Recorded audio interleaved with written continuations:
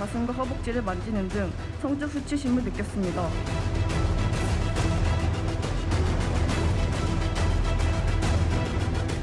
저희는 이분에 대해서는 정보가 전혀 없습니다.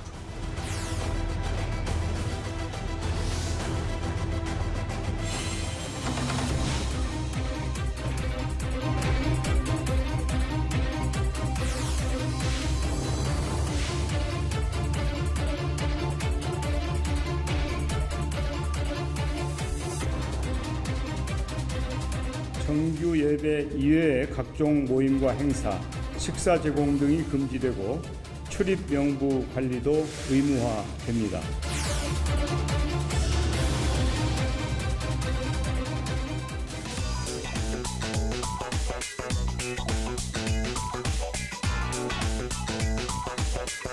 네, 코로나19 신규 확진자가 63명으로 다시 60명대로 늘었습니다. 사사건건 플러스 김성환 시사평론가, 양지열 변호사와 함께 알아봅니다. 안녕하십니까? 네, 안녕하세요. 자, 오늘 신규 확진자부터 보죠. 63명인데 해외 유입자가 33명. 4월 초 이후에 해외 유입자가 가장 많다고 하네요. 네, 좀 약간 우려스러운 만한 부분인데요. 33명 가운데 11명은 입국하는 과정에서 검역 과정에서 걸러냈고요. 네. 그리고 나머지는 이제 자가격리 도중에 확진 판정을 받은 겁니다. 네. 근데 최근에 이제 숫자가 점점점 해외 유입 사례가 늘어나고 있는데요. 네. 이달 초만 해도 한 10명대 정도 수준이었다가 20명대로 늘었다가 지금 이제 30명대가 넘어선 그러네요. 상황이거든요. 네. 근데 최근에 이제 해외에서 코로나19 재유행이 다시 시작됐다. 그러니까 하루 확진자 수가 최대치를 기록하고 있다. 이 부분하고 좀 무관하지 않은 것 같아 보여요. 네.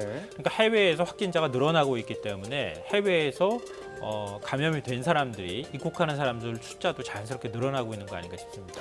자, 해외에서 들어오는 사람들이 해외에서 재유행 때문에 다시 늘어난 건 그렇고, 국내에서 발생하는 그 코로나19는 교회 소모임, 여기에서 감염되는 사람들이 최근에 굉장히 많다고 들었습니다. 근데 교회 소모임 얘기를 벌써 한 2주 가까이 하고 있는 거 아닌가 네. 싶어요. 근데 교회 집단 감염발 고리가 지금 끊어지지 않고 있는데 네. 그게 이제 주로 정식 예배를 통해서 확진이 일어나고 있다고, 확산이 일어나고 있다고 보기보다는 네. 소모임이나 이런 것들을 통해서 한다는 거죠. 정식 예배 같은 경우에는 아무래도 좀 더 교회 차원에서 신경을 쓸 수 있잖아요. 네. 그런데 소모임 같은 경우에는 교인들끼리 몇몇씩 이렇게 모여서 같이 네. 찬송가를 부르거나 이렇게 하는 모임이 있을 수 있고 네. 식사를 또 그러고 난 다음에 함께 하잖아요. 여기서 식사 같은 경우는 교회 안에서도 하고 밖에서도 하고 다 예, 많이들 그렇죠. 하죠. 예, 이제 그런 과정에서 오히려 네. 이제 확진자가 감염자가 늘어나는 현상이 나타나고 있다는 겁니다. 네.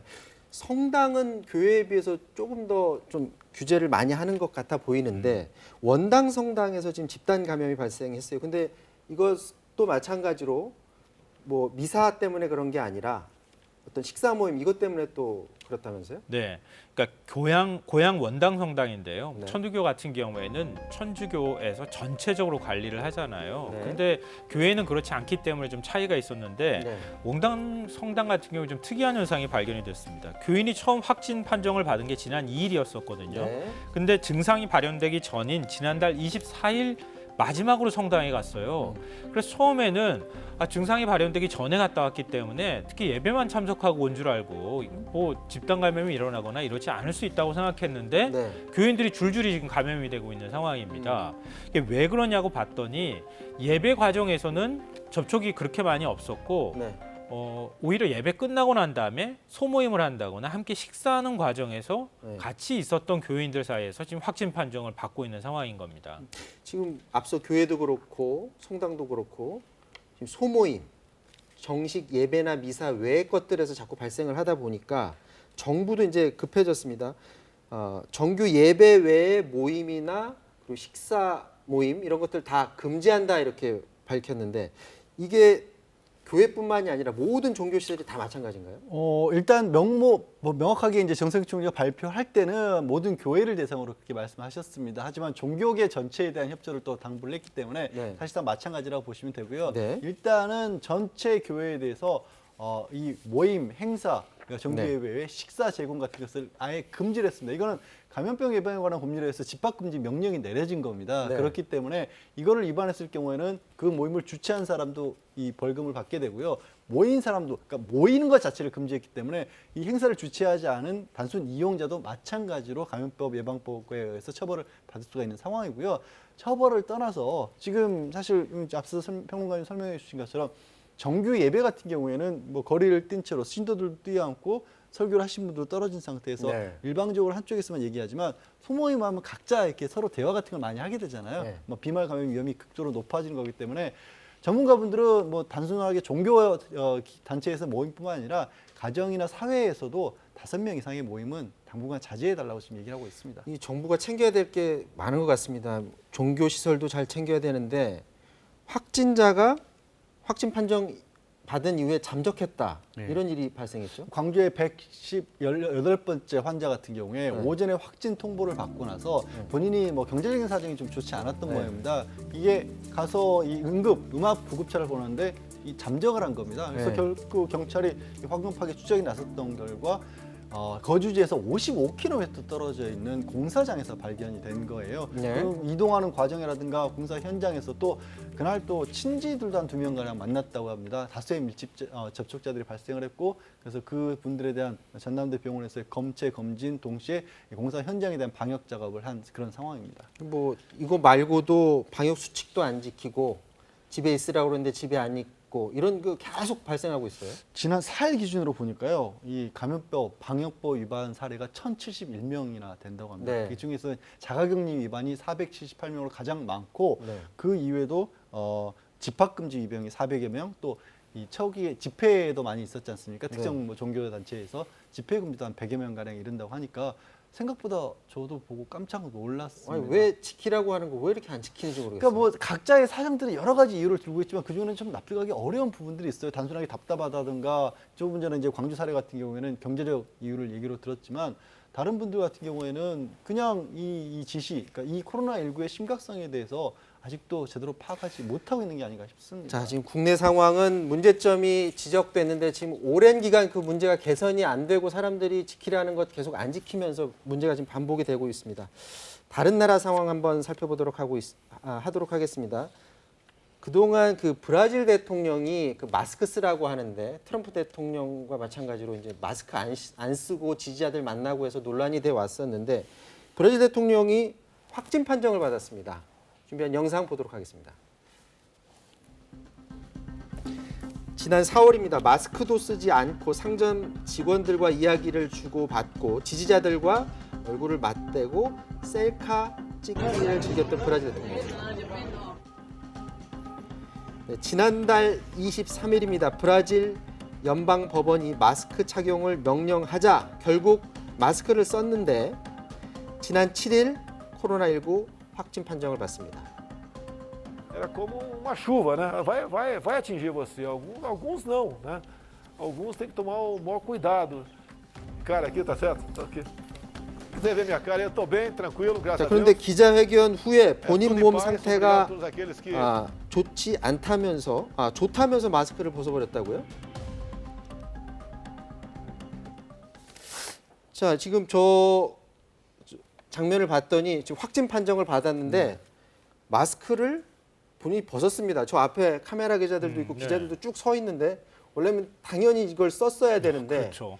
이것 때문에 이제 거기 참석했던 기자들 비롯해서 기자협회에서 지금 대통령을 고발하겠다 이런 입장이라죠. 그게 얼마나 황당합니까? 사실은 뭐 감염이 되지 않은 상황인지 감염됐는지를 잘 모르는 상황이었다면 혹시 모를까. 지금 확진 판정을 받은 상황이잖아요. 네. 근데 나는 지금 감염이 됐다고 얘기하면서 그 앞에서 기자들이 다 있는데 네. 마스크를 벗고 막 말을 해버리는 거예요. 음. 그러니까 브라질 언론협회에서 이건 취재진을 위험에 빠뜨릴 수 있는 행위다 이러면서 고발 조치를 한다고 얘기를 했고요. 네. 또 브라질리아 언론인 조합이라고 하는 곳에서는 네. 만약에 대통령실 이번 기자회견으로 기자가 감염되는 사태가 발생했을 경우에는 대통령을 상대로 해서 우리가 소송을 내겠다. 그리고 앞으로 대통령 그 실에 대한 취재는 전면 거부하겠다. 이런 입장까지 밝혔습니다. 브라질 대통령이 지금 계속해서 기이한 행동을 보이고 있는데 예전에도 이게 논란이 있었습니다. 말라리아 치료제를 복용해서 자기가 이걸 예방하겠다라고 했었는데 확진 판정 받고도 또 말라리아 치료제 또 복용해서 이게 공개가 됐어요. 그 좀 납득이 안 되는데요. 하이드록시 클로로퀸이라고 하는 말라리아 치료제가 처음에는 이게 좀 코로나19 치료에 효과가 있는 것 아니냐 이런 얘기가 나왔거든요. 네. 트럼프 대통령이 뭐 신의 선물이다. 나는 뭐 주기적으로 먹고 있다. 이런 얘기까지 나왔는데 WHO에서는 이건 효과도 없고 오히려 사망 위험률이 높아진다. 이렇게까지 얘기를 했는데도 불구하고 이번에 확진 판정을 받고 난 다음에도 하이드록시 클로로퀸을 복용을 하고 항생제와 같이 먹었다. 이런 얘기가 지금 나옵니다. 그러니까 지금 코로나19 사태가 벌어진 다음에 이건 감기 같은 거야. 마스크 안 써도 괜찮아.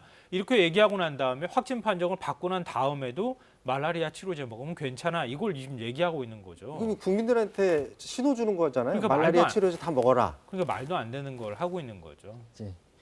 미국 얘기 잠깐 해보면요. 미국은 또 WHO 여기를 탈퇴하는 것을 공식 통보했다라고 하는데. 그렇게 외신들이 보도를 했습니다. 트럼프 대통령이 통보를 하라고 지시를 했다라고 네. 하고요. 사실 트럼프 대통령 WHO에 대해서 계속해서 공격을 해왔지 않습니까? 네. 다른 게 아니라 중국에 너무 편향된 방침을 세우고 있고 그렇게 행동하고 있다. 중국이 코로나19의 진원지이고 이 세계적으로 확산하는데 중국 책임이 큰데 왜 WHO는 중국 편을 계속 드냐라고 하면서 5월부터 계속 얘기를 했었죠. 또 돈 얘기도 꺼냅니다.